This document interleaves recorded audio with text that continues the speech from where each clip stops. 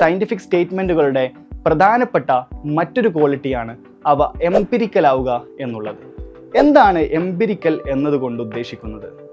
മനുഷ്യരുടെ അല്ലെങ്കിൽ ശാസ്ത്രജ്ഞരുടെ ഒബ്സർവേഷനുകളിൽ നിന്ന് രൂപപ്പെടുന്ന അറിവുകളെയാണ് എംപിരിക്കലി ഒബ്റ്റൈൻഡ് നോളജ് എന്ന് പറയുന്നത്. ഇതിൻ്റെ ഒരു ക്ലാസിക്കൽ ഉദാഹരണം നമുക്ക് എടുത്തു പരിശോധിക്കാം.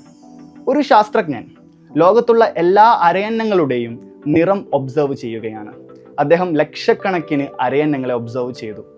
ഉദാഹരണത്തിന് 100,000 അരയന്നത്തെ അദ്ദേഹം ഒബ്സർവ് ചെയ്തു. എല്ലാം വെള്ള നിറത്തിലായി കാണപ്പെട്ടു. അദ്ദേഹത്തിൻ്റെ ഒബ്സർവേഷൻ 10 ലക്ഷത്തിലെത്തിച്ചു.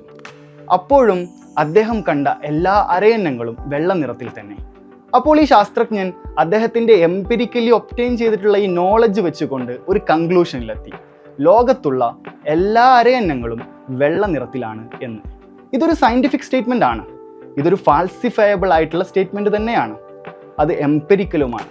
അദ്ദേഹത്തിൻ്റെ നിലവിലുള്ള എല്ലാ എവിഡൻസുകളിൽ നിന്നും ഈ ഒരു കൺക്ലൂഷനിലേക്ക് അദ്ദേഹം എത്തിച്ചേരുന്നത്. എന്നാൽ ഈ ഒരു കൺക്ലൂഷൻ സയന്റിഫിക് സ്റ്റേറ്റ്മെന്റ് ആണ് എന്നിരിക്കെ തന്നെ ഒരു അബ്സല്യൂട്ട് ട്രൂത്ത് അല്ല. 10 ലക്ഷം അരയന്നങ്ങൾ വെളുത്ത നിറത്തിലാണ് എന്നതുകൊണ്ട് 10 ലക്ഷം കഴിഞ്ഞിട്ടുള്ള അടുത്തത് വരുന്ന അരയന്നം വെളുത്തതാകണം എന്ന് നിർബന്ധമില്ല.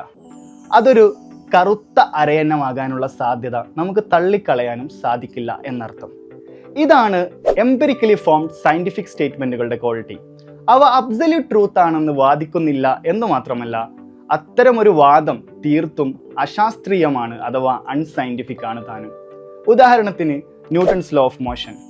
ഒരു കാലത്തെ ഒബ്സർവേഷണൽ റേഞ്ചിൽ ഈ ലോസ് ഓഫ് മോഷൻ കൃത്യമായി വർക്ക് ചെയ്തപ്പോൾ നമ്മുടെ ഒബ്സർവേഷണൽ റേഞ്ച് വലുതായ സാഹചര്യത്തിൽ നമ്മൾ അറ്റോമിക് ലെവലിലേക്കും സബ് അറ്റോമിക് ലെവലിലേക്കും വരെ നമ്മുടെ ഒബ്സർവേഷൻ റേഞ്ചിനെ വളർത്തിയപ്പോൾ അവിടെ ന്യൂട്ടൺസ് ലോയുടെ ഫ്ലോകളെ നമുക്ക് തിരിച്ചറിയാൻ സാധിച്ചു. അവിടെയാണ് ആൽബർട്ട് ഐൻസ്റ്റൈൻ്റെ റിലേറ്റിവിറ്റി തിയറി ആ ഡൊമൈനിൽ തന്നെ ഒരു പാരഡൈം ഷിഫ്റ്റ് ഉണ്ടാക്കിയത്. സോ എംപിരിക്കലി പ്രൊഡ്യൂസ് ചെയ്യപ്പെടുന്ന scientific knowledge will always be open to changes and amendments.